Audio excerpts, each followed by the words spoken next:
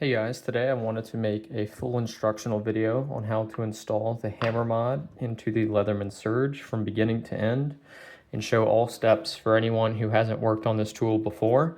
So first thing that you'll need is to just grab everything you'll need to do this install. What that'll be is the hammer mod that you should have received with all of the washers zip tied to the inside of it, and then two T10 security drives, and that'll be what we use to remove these screws. Preferably it's going to be much easier if you have something with magnetic retention to help get these washers in a minute, and you'll see what I mean by that, but you can make it work without that. So the first step that you're going to be doing is just removing the crowns from your Leatherman. So to do that, you insert a bit driver on one side, hold it into place, and then remove the screw on the other side, like this. Now, obviously mine is modded currently. I have this product I'm working on, but the process will be the same for yours.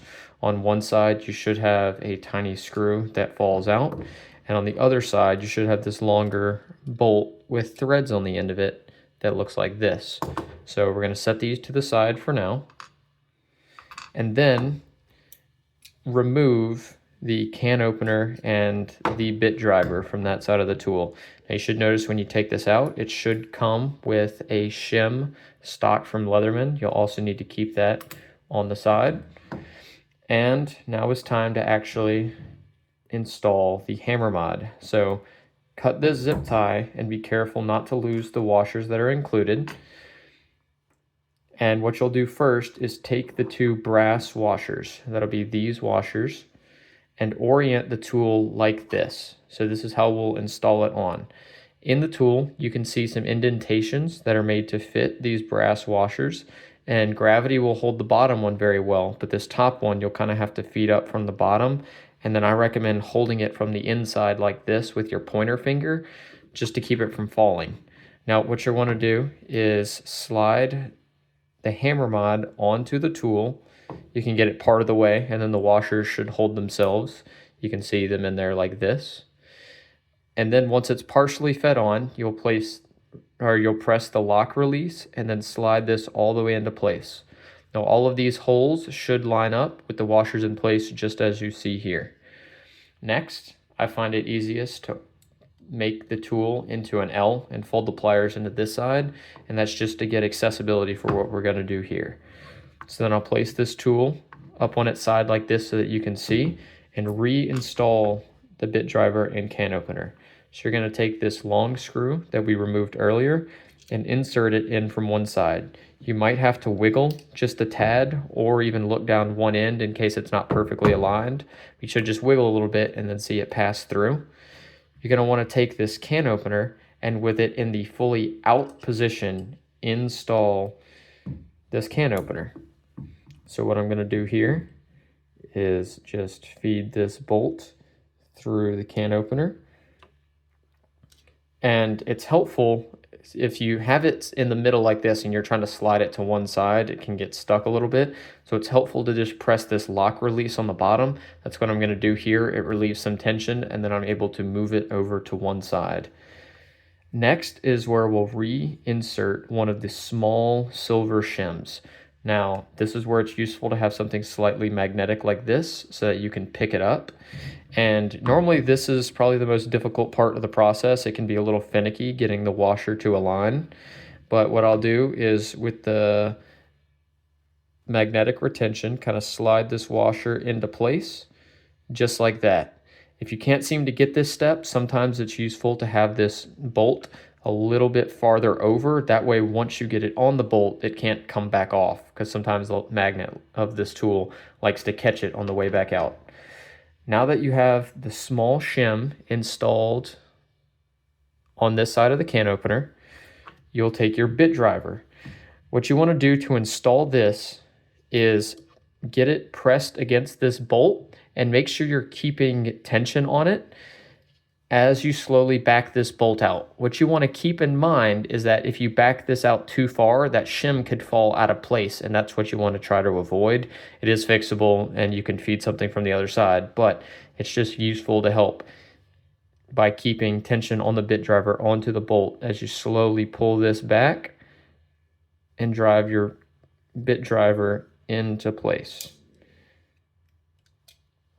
And so I push this through, and then you can see from this side, you can actually see the bolt. Now, a little trick, if that shim did slide to the side while you were trying to install it, if you insert a bit from this side, a lot of times you can still catch the center of that shim and just kind of wiggle around and press this side of the bolt in until the centers of them line up and they catch. Now, I'm going to finish just pushing this all the way through so that it's flat, and install the screw onto this side. Just like this. Now, at this step, you might notice that these bits are unnaturally loose. Now, on a stock Leatherman, the frame is shaped like a C, and it's slightly open, so when you insert two parts into them and a bolt through the middle, whenever you tighten that bolt down, it presses onto those tools, and that's how you adjust the tension on how easy these are to flick out. Now, this hammer is designed to do the same thing. You see these cutouts right here? They allow it to just slightly flex, just how the Leatherman tool does, in order to adjust the tension on these.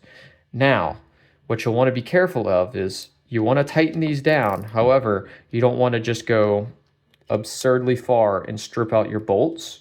So if there's any deviation, what you can do is take some of these spare shims that I included in your package and install them on either the bit driver side or the can opener side, or you can add another one in the center. It's really just preference on how easy it is to install for you. But these extra shims are there in case you tighten these bolts down and it doesn't tighten sufficiently to give you correct torque on this. Now, for my case, and hopefully for most people's cases, is that one shim is sufficient. And so I will just tighten this down on this side and check that my hammer articulates freely and I'm able to pull these bits in and out, but there's no slop in the system. And this mod is fully done. The hammer should open and close fully, and you can fully open your bit driver and lock it in the open position, and the same thing for your can opener, as it should fully open in this position. If you're able to get the proper torque that you needed on these bolts and you aren't needing of these extra shims, you can just throw them away. They won't be used. The final step for my case would be to install the pocket clip in this gap here, just like this, and close the tool. If you have any questions, let me know.